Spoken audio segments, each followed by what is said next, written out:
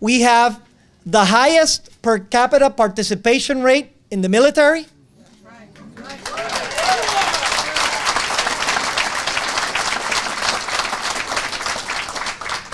And we have been under this sort of ambiguous stage for a whole century now. Now, many of us have been advocating about this reality for a while, but it's been hard. It's been hard for a variety of reasons. We've wanted to come to the United States and shine a light on this. It's been hard because there are many issues, and we recognize them. There are many issues in the United States, many conflicts around the world, and somehow some of those seem to get priority. But because this issue of resolving the second-class citizenship of U.S. citizens in Puerto Rico hasn't been resolved, here is the outcome. U.S. citizens in Puerto Rico earn about a third of what U.S. citizens in the mainland earn. U.S. citizens in Puerto Rico, those that go to secondary school, have 3 times lower achievement than those in the United States, and that includes Puerto Ricans in the United States, in the mainland. U.S. citizens that live in Puerto Rico encounter violence and crime 5 to 7 times higher than what they would do in the continental U.S. U.S. citizens in Puerto Rico do not get equal treatment, equal payment when it comes to Medicaid and when it comes to Medicare for those that need it. Even our veterans, the ones that fought the same wars as those that live in the United States, don't have the same rights, don't have the same privileges. We have been staking a claim at this for a while, and unfortunately, the effect was not as great. I want to talk to you now about the recent history in Puerto Rico, when some things started to change. You know, a year and a half ago, Congress decided to employ a policy in Puerto Rico. They enacted what they called the Promesa Bill. Promesa, yes, has an oversight board, and yes, it has a restructuring mechanism, but really, the objective of this bill was to establish the policy of Congress towards Puerto Rico. Because of those inequities, because of the high poverty levels, which is 3 to 4 times higher than in the United States, there needed to be some action, and the policy was, let's see how we can make Puerto Rico grow economically and give them those instruments, and let's see how we can help them find stability in terms of their fiscal considerations. Fast forward, late 2016, Senator was part of that group. A bipartisan, bicameral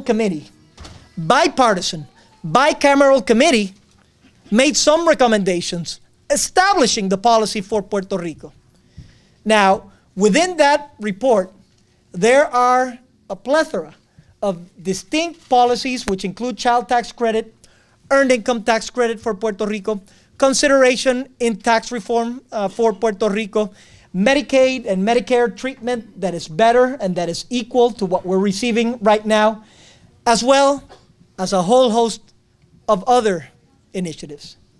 Fast forward to our administration, we came in and we had a commitment, although it was hard, to play our part in this role. We had the biggest fiscal challenge in the modern history of Puerto Rico.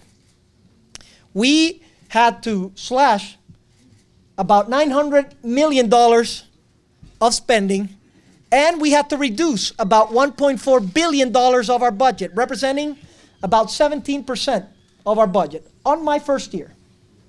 And we did so. We had to implement local initiatives so that we can push forward our economy, such as the Destination Marketing Organization, or a reform for permitting, or labor reform for Puerto Rico.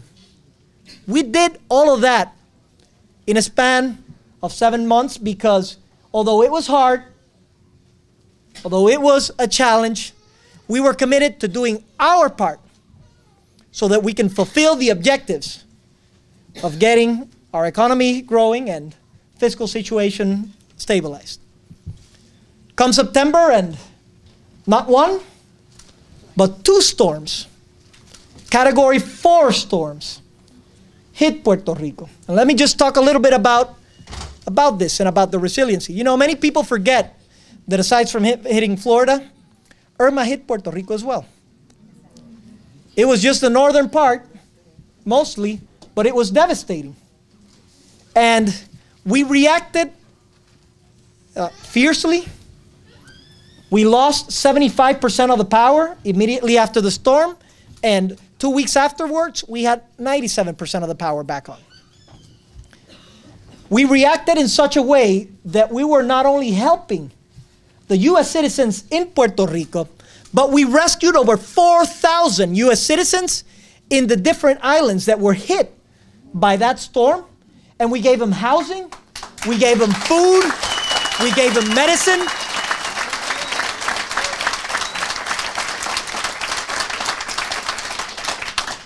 And we did this without asking why or without asking for money. We did it because it was our duty as American citizens to help other American citizens that were in need.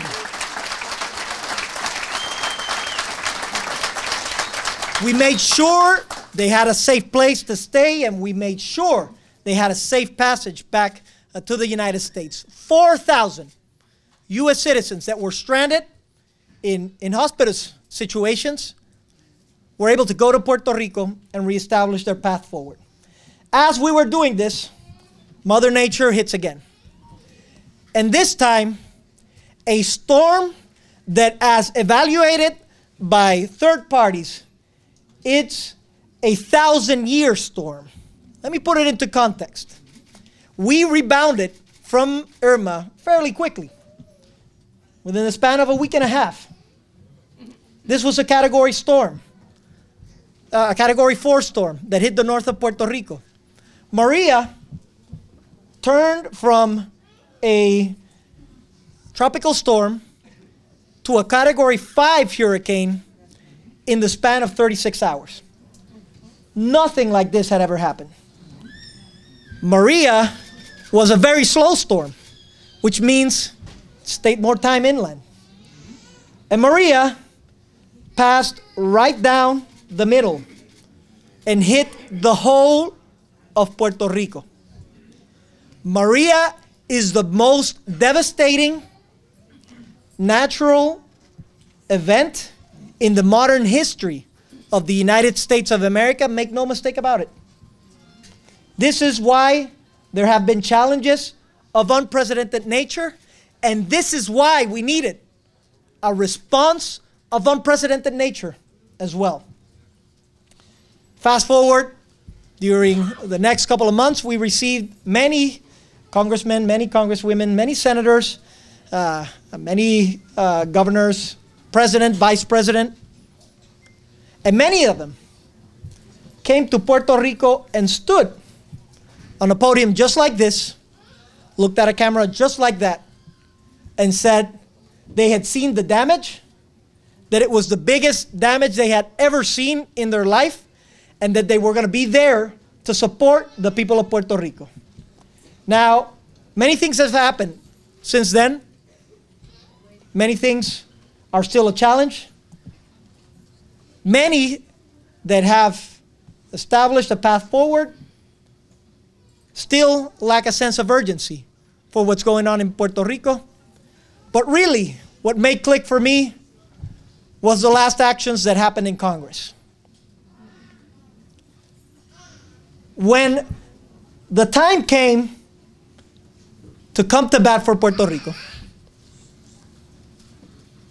when the opportunity showed up so that Congress could make good on their word for what their policy was a year and a half ago, not after Maria, a year and a half ago, when those congressmen and senators came and said they were going to help and they had the opportunity to do so, Many of them turned their back on Puerto Rico and not only forgot about us, but actually made things increasingly worse. Now, this is where we have to draw the line in the sand.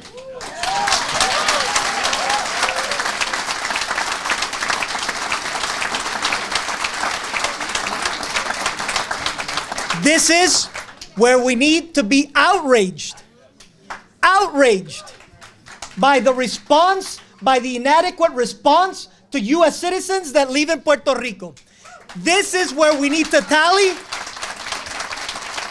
and we need to work, and we need to see those that have been friends of the people of Puerto Rico and those that have not. And this is the time when we need to get ready, when we need to organize, and we need to show that there are going to be consequences for those actions.